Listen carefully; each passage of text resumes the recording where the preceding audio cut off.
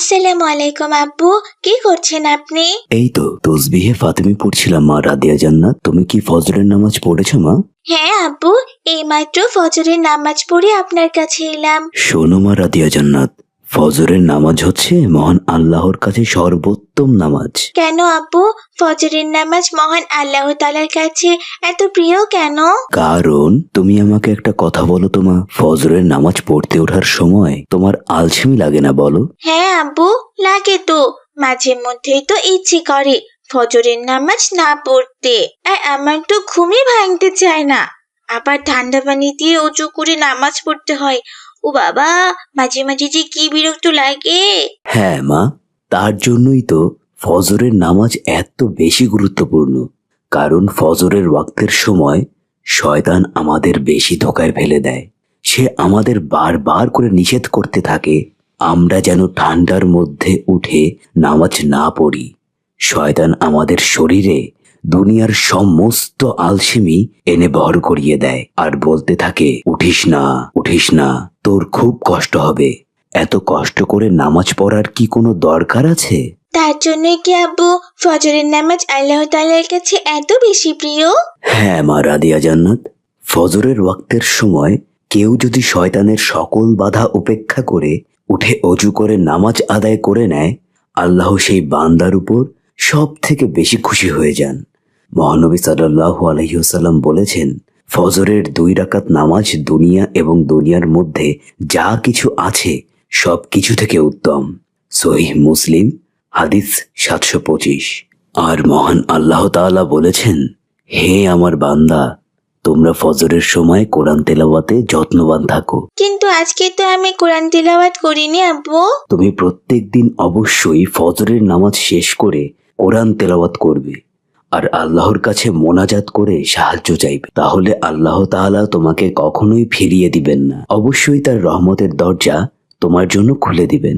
আব্দুল্লাহ যখন তার মেয়ে রাদিয়া জান্নাতকে ফজরের ওয়াক্ত সম্পর্কে এসব কথা বলছিল, ঠিক তখনই তার স্ত্রী হালিমা তাদেরকে ডেকে বলল, কি ব্যাপার, দুই বাবা মেয়ে কি বিষয় নিয়ে গল্প করা হচ্ছে শুনি?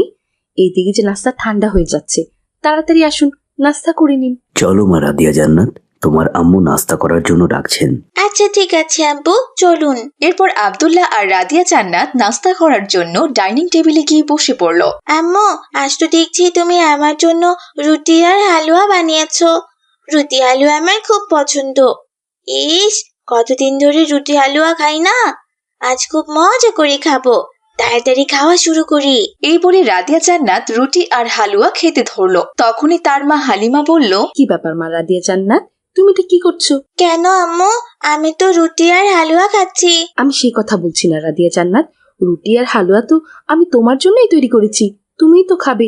কিন্তু খাওয়ার আগে তো কিছু সুন্নত কাজ আছে, সেটা কি তোমাকে করতে হবে না? কি বলছো কি আম্মু? রুটি হালুয়া খাওয়ার আগে আবার কিসের সুন্নত কাজ আছে বলো তো?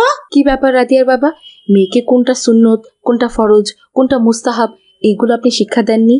আমি তো ভেবেছিলাম রাদিয়া মনে মনে হয়তোবা সুন্নত কাজগুলো পালন করছে। না হালিমা, ওকে খাওয়া শুরুর সুন্নত এখনো শেখানো হয়নি। এটা কোনো কাজ করেছেন আপনি? মেয়েকে খাবার সুন্নত শিক্ষা দেননি? আচ্ছা, ওকে আমি শেখাচ্ছি। শোনো মা, প্রত্যেক কাজ শুরু করার আগে ইসলামে অবশ্যই কোনো না কোনো নিয়ম আছে। যেমন কোনো কাজ শুরু করার আগে প্রথমে বিসমিল্লাহির রহমানির রহিম এই দোয়া পড়ে শুরু করতে হয়। বিসমিল্লাহির রহমানির রহিম বলে খাবার শুরু করতে হয় আম্মু? এটা তো আমি জানতাম না।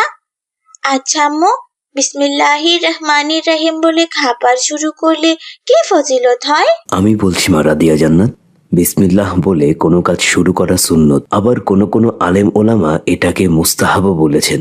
ইসলামী শরীয়তের মূল নীতি হলো প্রত্যেক ভালো কাজ শুরু করার আগে অবশ্যই বিসমিল্লাহির রহমানির রহিম বলে শুরু করতে হবে। আল্লাহ তাআলা তার পবিত্র কোরআন মাজিদে ইরশাদ করেছেন যে, যেসব প্রাণীকে খাওয়ার জন্য আল্লাহর নাম নেওয়া হয়নি তোমরা সেগুলো ভক্ষণ করো না, কারণ তাতে গুনাহ হবে। সূরা আনাম আয়াত 121। কি বলছেন কি আব্বু, বিসমিল্লাহর বরকত এতটাই? হ্যাঁ রাদিয়া জান্নাত, তোমার আব্বু ঠিকই বলেছেন। এছাড়াও আয়েশা রাদিয়াল্লাহু তাআলা আনহু বর্ণনা করেছেন, যখন তোমাদের কেউ খাওয়া শুরু করবে তখন যেন অবশ্যই বিসমিল্লাহ বলে, আর যদি সে বিসমিল্লাহ বলতে ভুলে যায় তবে যেন সে বলে বিসমিল্লাহি আউয়ালুহু ওয়া আখিরুহু। আচ্ছা আম্মু, আমি তো বিসমিল্লাহ না বলে খাবার খাওয়া শুরু করে দিয়েছিলাম। এখন কি তাহলে আমাকে এই দোয়াটা পড়তে হবে? হ্যাঁ রাদিয়া জান্নাত, তুমি এক্ষুনি এই দোয়াটি পড়ে নাও। ঠিক আছে আম্মু, তুমি দোয়াটা আমাকে আরেকবার বলো তো। আচ্ছা মা রাদিয়া, বলছি। বিসমিল্লাহি আউয়ালুহু ওয়া আখিরুহু। এখন তুমি বলো তো মা। বিসমিল্লাহি আওয়াল্লাহু ওয়া আখিরাহু। এই তো মা, খুব সুন্দর পেরেছো। মনে থাকবে তো? এখন থেকে অবশ্যই কোনো ভালো কাজ শুরু করার আগে বিসমিল্লাহির রহমানির রাহিম বলবে এবং সেই কাজ আরম্ভ করবে।